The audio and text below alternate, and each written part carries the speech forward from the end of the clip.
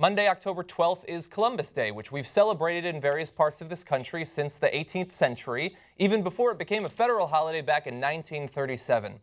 And that's probably long enough, because when you find out the actual facts of what Christopher Columbus did when he got to America, you're going to see that it's one of the darkest chapters in America's history. Now, I've got a lot of these facts, Cenk, so feel free to just cut me off when you want to interject.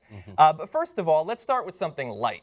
Columbus initiated the transatlantic slave trade in early February 1494, first sending several dozen enslaved Taínos, these are the native people of the island that he landed on, to Spain. Columbus described those he enslaved as well-made and of good intelligence. He ordered 1,600 of them rounded up and had 550 of the best males and females, according to one witness, Michel de Cuneo, chained and sent as slaves to Spain. Of the rest who were left, that person writes, the announcement went around that whoever wanted them could take as many as he pleased, and this was done. And understand that significant numbers of even those early slave deliveries ended up dying en route. Okay, so let me come in there with a couple amazing things here. First of all, Columbus also described the natives that he ran into when he first discovered this land. If he discovered it, how come they were already there? Anyway, he said they were, quote, so full of love and without greed.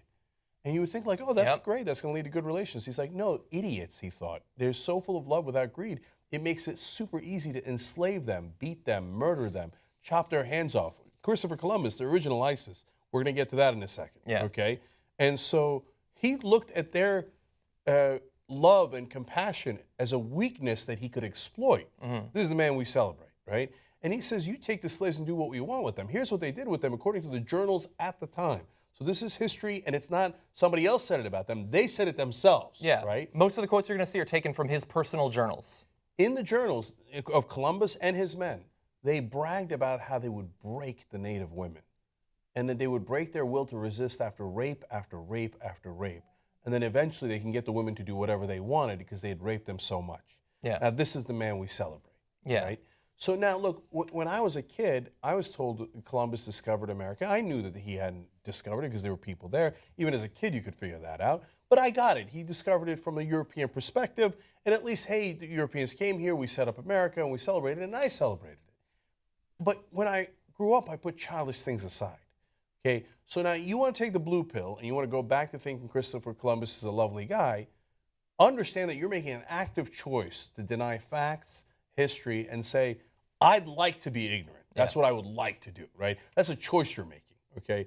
But now that I know the facts, well, obviously I changed my mind on Christopher Columbus because no one ever told me what the real facts were. You find out the real facts and you go, you would have to be a monster to want to celebrate this guy.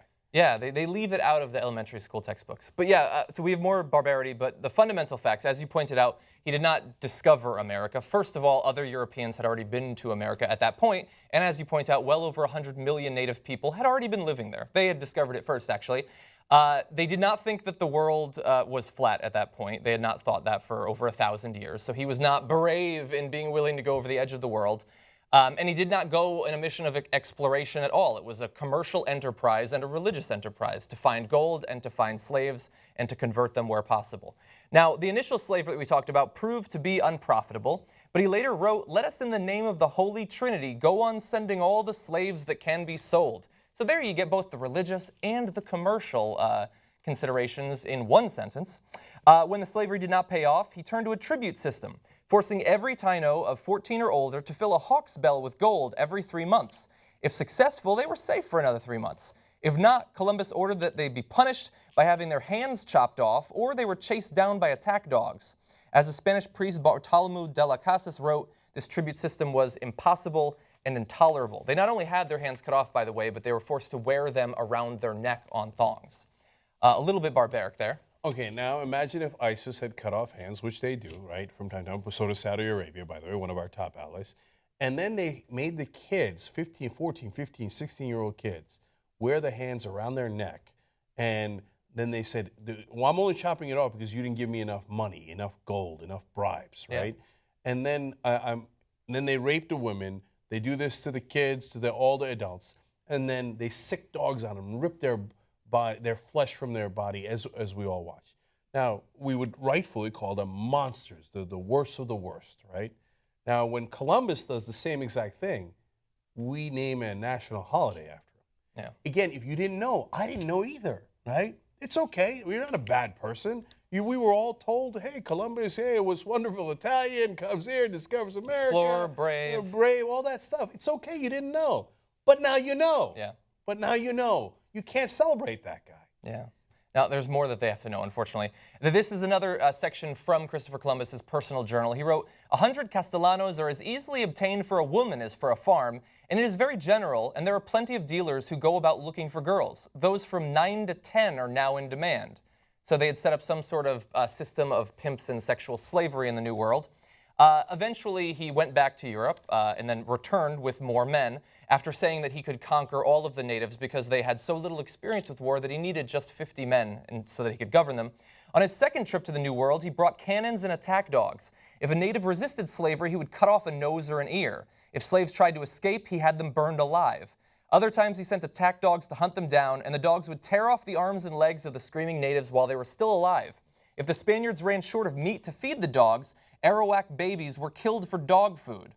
Additionally, and this is one of the sources for the information, we referenced him earlier, one of Columbus's men, Bartolomé de las Casas, was so mortified by Columbus's brutal atrocities against the native peoples that he quit working for Columbus and became a Catholic priest. In a single day, he was an eyewitness as the Spanish soldiers dismembered, beheaded, and raped 3,000 native people.